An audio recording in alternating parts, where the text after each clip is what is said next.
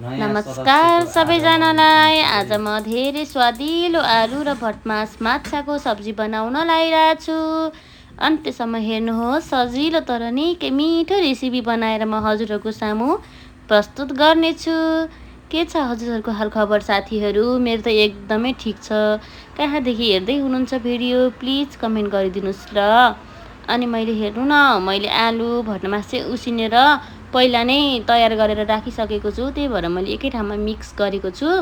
अनि मैले हरियो प्याज र त्यो के भन्छ अर्को सुकेको प्याज चाहिँ मैले काटेर टक्क रेडी गरेर राखेको छु। त्यसमा मैले लसुन पनि केलाएर अघि नै मैले काटेर राखेको थिएँ। अनि गोलभेडाको पनि मैले पहिला नै एकदम फिट एन्ड फाइन बनाएर मैले राखिसकेको छु। हेर्नु सक्नुहुन्छ हजुरहरू पनि। अनि मैले कराई बसालेँ। अब मजाले कराई तात्छ। अनि कराई तातिसकेपछि मैले त्यसमा प्याज मजाले सुनौलो बनाउँछु। हेर्नुहोस् न, तेल हालेँ। अब त्यसमा चाहिँ मैले मेथी जिरा हाल्छु र एकछिन तातो भइसक्यो नि त कराई। अनि त्यही तातो कराईमा मैले तेल हालेँ। अब जिरा र के भन्छ मेथी चाहिँ म रातो रातो बनाउँछु के साथीहरू। अनि त्यो बनाइसकेपछि चाहिँ बल्ल मैले प्याज एड गर्छु कि। अनि के छ हजुरहरूको हालखबर? मैले हिजो पनि त्यो बन्दाको अचार बनाएर हालेको थिएँ नि त, पोस्ट गरेको थिएँ। अनि मलाई आज पनि के गरौँ भयो क्या। एक्लै थिएँ अनि अल्छी लाग्यो नि त। अनि आज चाहिँ म माछाको रेसिपी बनाएर हाल्छु भनेर मैले पोस्ट गर्नको लागि यो भिडियो तयार गरेको छु। कस्तो कस्तो लाग्छ हजुरहरूलाई मेरो भिडियो प्लिज कमेन्ट गरिदिनुहोस् ल। मैले सायद राम्रो भयो या भएन त्यो त मलाई थाहा भएन। मैले चाहिँ आफूले जस्तो जाने त्यस्तै बनाएर हालेको थिएँ नि त। अब मैले हेर्नु न, त्यहाँ लसुन मैले काटेर राखेको छु नि त। अब त्यो लसुन चाहिँ मैले त्यसमा तेलमा हाल्छु। अनि हल्का रातो रातो भइसकेपछि मात्रै म प्याज हाल्छु के। आलु र भटमास चाहिँ बनाएर पहिला मलाई निकाल्छु। म माछा मासु नखाने भएको कारण अनि हस्बेन्डको लागि चाहिँ पछि माछा मिक्स गरिदिन्छु के म। त्यही भएर हो। अनि कहाँदेखि हेर्दै हुनुहुन्छ हजुरहरू भिडियो? कस्तो लाग्छ कमेन्ट गरिदिनु नबिर्सिनु होला है। अब प्याज म लसुन हालेँ नि त। अनि हल्का रातो रातो हुन्छ के यो। हल्का रातो रातो भइसकेपछि मात्रै मैले अनि प्याज एड गर्छु के। प्याज पनि त्यो हरियो प्याज हुन्छ नि त्यो चाहिँ हाल्दिनँ। जस अर्को प्याज मैले हालेँ। अब म किनभने हल्का डढे जस्तो फिल भयो क्या मलाई। अनि मैले ग्यास निमाइदिएको थिएँ कि। अनि त्यसपछि मैले फेरि ग्यास अन गरेर अनि मैले एकछिन चलाएँ। अब मैले किनभने आलु र भटमास चाहिँ मैले पहिला नै उसिनेर राखेको थिएँ नि त। अब म त्यसमा एकैचोटि मिक्स गरिदिन्छु क्या। धेरै बेर पाक्नु पर्दैन नि त। पाकिसकेको चिज हो। सब मसलाहरू नुनहरू लाग्नलाई मिक्स गरेको मात्रै हो नि त। मैले उसिनेर अघि नै मैले एकदमै फिट एन्ड फाइन बनाइसकेको छु कि साथीहरू। अनि के छ हजुरहरूको हालखबर? कस्तो छ भनिदिनुहोस् है। अब हेर्नुहोस् न, मैले यो भटमास र आलु पनि मैले एकदमै मिक्स गरिदिएँ। हजुरहरूलाई कस्तो लाग्छ भटमास र आलुको सब्जी? मलाई चाहिँ एकदमै मनपर्छ साथीहरू। मैले यो चाहिँ गेमुसुक्पाबाट लिएर आएको थिएँ कि भटमास। अनि मैले आज के बनाऊँ सब्जी भनेर जस्तो लाग्थेँ। अनि मैले आज यसो फ्रिजमा हेरेँ। अनि मैले भटमास देखेँ कि। अनि मैले आज ल हुन्छ ओके भनेर मैले भटमास र आलुको रेसिपी बनाएँ साथीहरू। मैले चाहिँ यसमा अब खुर्सानीको धुलो अनि बेसार नुन चाहिँ हालेर छोपिदिन्छु कि। मसला चाहिँ म पहिल्यै हाल्दिनँ, पछि पाकिसकेपछि हाल्छु नि त। अनि एकछिन छोपेर निकालिदिइहाल्ने हो। म पहिल्यै मसला एड गर्दिनँ कि। तपाईँहरू चाहिँ कसरी बनाउनुहुन्छ मलाई नि भनिदिनुहोस् ल। मैले चाहिँ यो मसला मिक्स मसला नेपालबाटै लिएर आएको थिएँ कि। लङ सुक्मेल जिरा अनि मेथी दालचिनी हुन्छ नि त्यो हाल्नुपर्ने मसला सबै मिक्स गरेर अनि मैले आफै घरमा मिक्सरमा मजाले पिसेर लिएर आएको थिएँ क्या। तर कस्तो मिठो छ के। अनि त्यो चाहिँ म पहिल्यै हाल्दिनँ, पछि सब्जी पाकिसकेपछि हालेर 1-2 मिनटमा निकाल्छु के। अब हेर्नुहोस् न, मैले मसला खुर्सानी बेसार नुन हालेको थिएँ नि त। एकछिन छोपिदिएको थिएँ।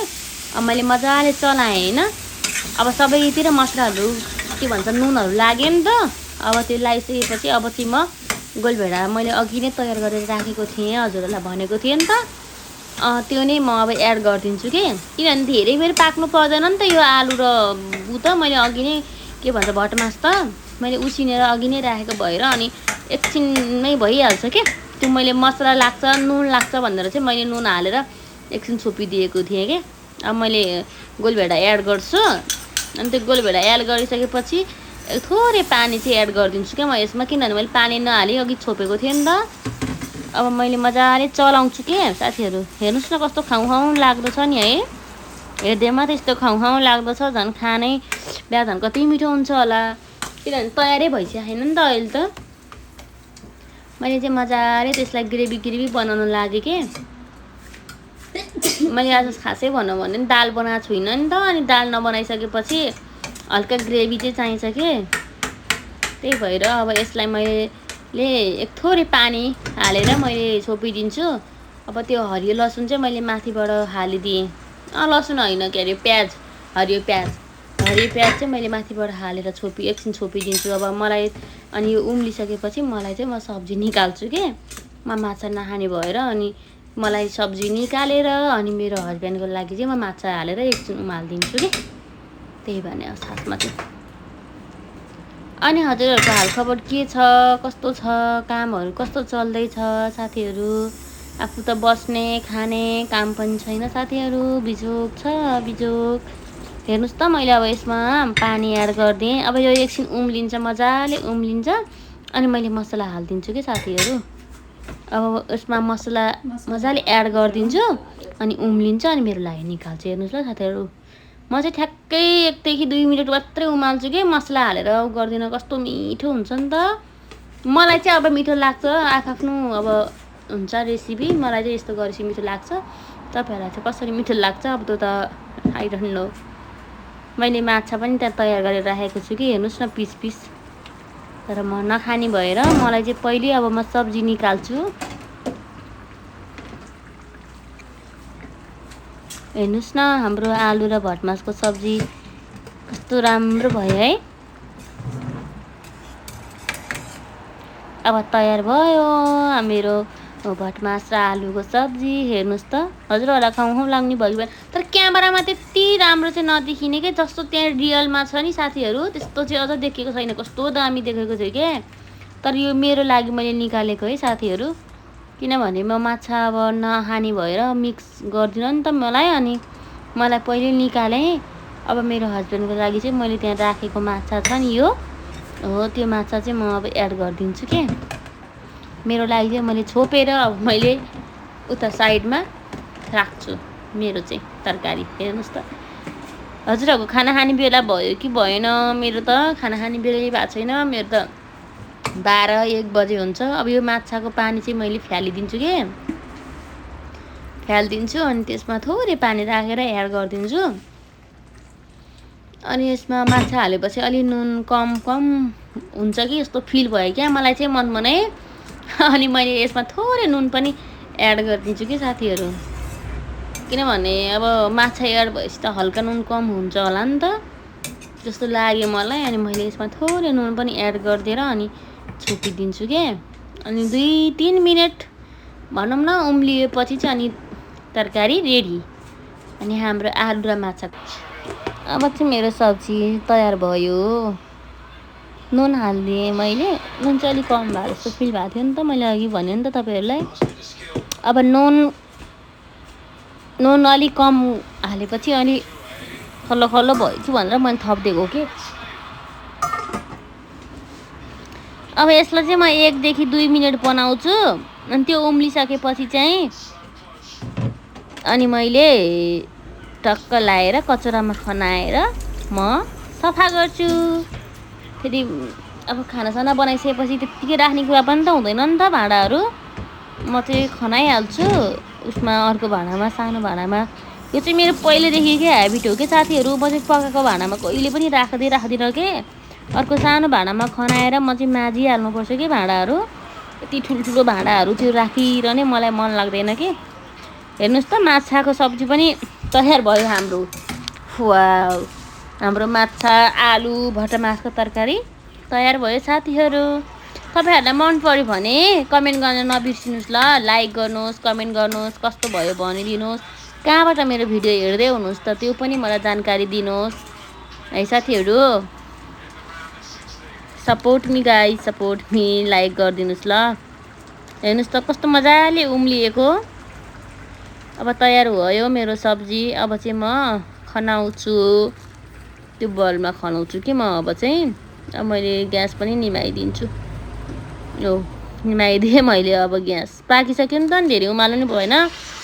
मैले चाहिँ अब कचौरामा हालेर टक्क लाएर छोपेर राखिदिन्छु कि। अब चाहिँ म त्यो ग्यासहरू सबै पुसेर एकदम क्लिन बनाउँछु कि साथीहरू। यस्तो फोहोर भयो भने मलाई चाहिँ दिक्क लाग्छ कि साथीहरू। अब खाना खानुभन्दा अगाडि मलाई सबै क्लिन देख्नुपर्छ क्या। नत्र क्लिन भएन भने त्यो मलाई खाना खाएको मजा नै आउँदैन। टक्कै भान्साहरू सबै टक्क सफा भयो भने अनि मलाई पनि आनन्द आउँछ कि हो सफा भइसक्यो, अब मेरो भनौँ न काम छैन भने जस्तो नि फिल हुन्छ। अनि त्यो रुम त्यो भान्साहरू फोहोर भयो भने मलाई खाना खानै मन लाग्दैन। अब मैले यसलाई मजाले सिलिक्क पारेर सफा गरेँ। अनि म त्यो रुमाल चाहिँ धोएर अनि सुकाइदिन्छु। फेरि रुमाल चाहिँ यस्तो रहेछ भन्नु होला साथीहरू। त्यस्तै त रुमाल हो, पुस्ता पुस्ता कालो भइसक्यो कि साथीहरू। पखाल्यो सुकायो अनि त्यो सेतो रुमाल चाहिँ यस्तो केही गर्दैमा कालो भइहाल्ने कि। कति फ्यालिदिइसकेँ अझ मैले। त्यही पनि काम लाग्छ कि साथीहरू, सफा गर्छ नि त।